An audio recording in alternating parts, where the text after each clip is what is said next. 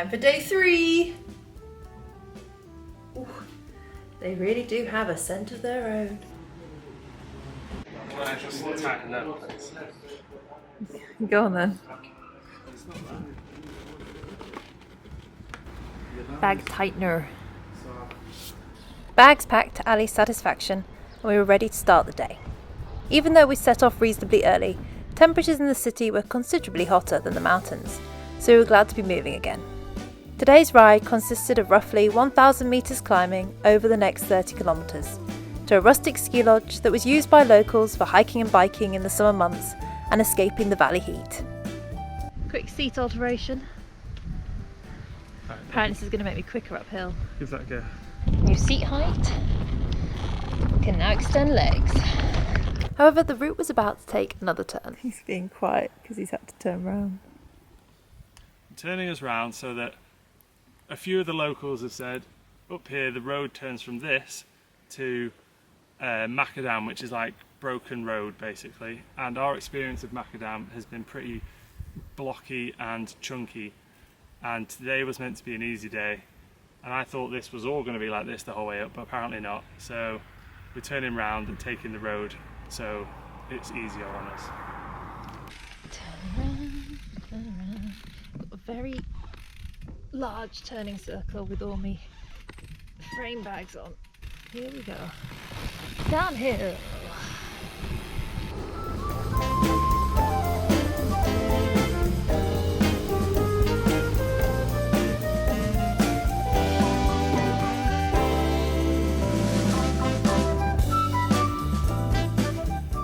Ali had fears of the new route being busy, yet he needn't have worried, as cars were few and far between.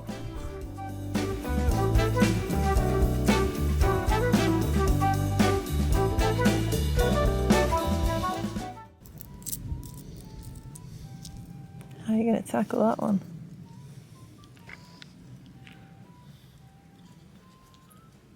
It's a really steady climb. As Ali said, just getting into a rhythm, turning the pedals.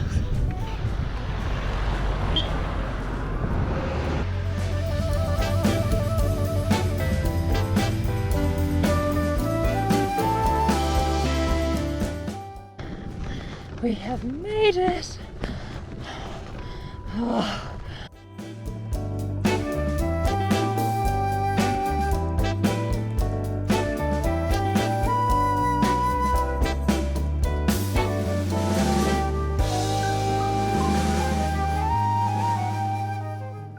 With an afternoon of drinking the local crafty beer, sending Alice to sleep, much of the rest of the day was spent basking in the sunshine.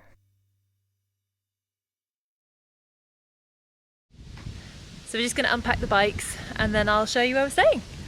Street dogs were really common on our travels through Montenegro, and the majority we met along the way were friendly. The ski lodge had several resident street dogs turned pets, one of which stole Ali's heart, and he would have flown home with half the chance. We noticed many of the street dogs had tags in their ears, which we learnt meant they'd been neutered to try and reduce numbers. If you just come down this dark corridor, welcome, welcome, welcome.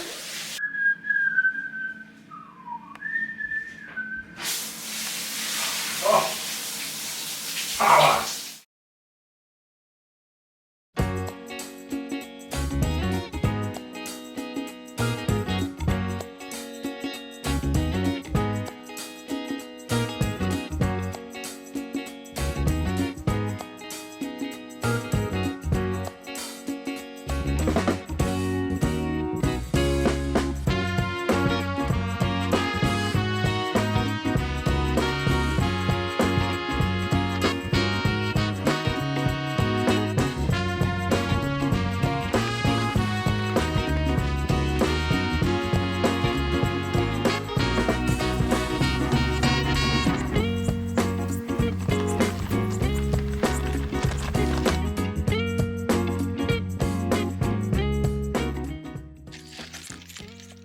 Ali's superpower nut mix. No, say its proper name. Winky's Nut Sacks. Winky's nut sacks, which he thinks is going to be his next big money-making scheme. A mixture of Montenegrin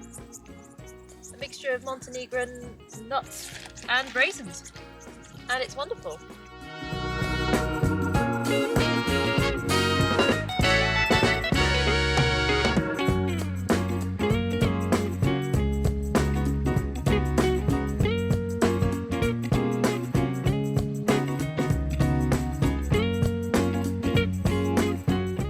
He's getting his sugar in before the big climb.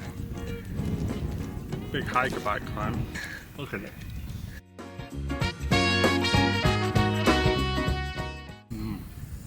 Just sweet, fruity.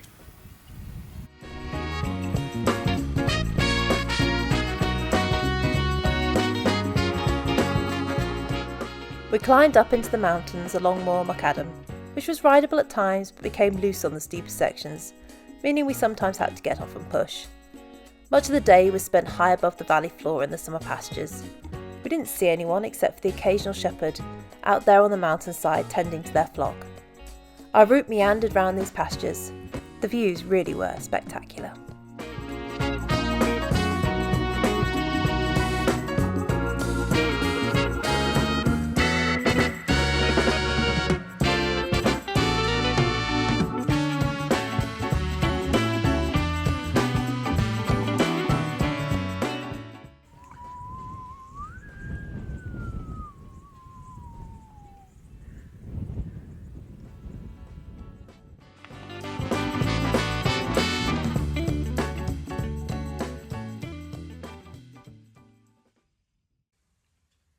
We stumbled across a half-built guest house en route, which we stopped at to fill our water bottles. Their adorable puppy, however, enticed us to stay for a bit longer. Ali had a beer, and then they offered us some food, which we gladly accepted. We contemplated stopping here for the night, though as the sun was still high, we thought we could get some extra distance in.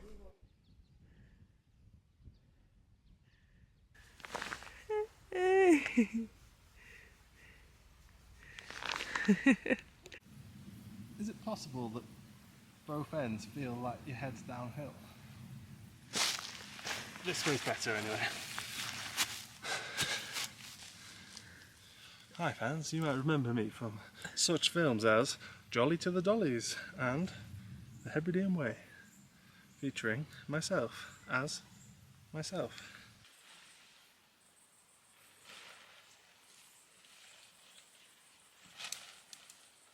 And that was us for the night. Thank you for watching, folks, and hopefully see you next week as we continue on the trail.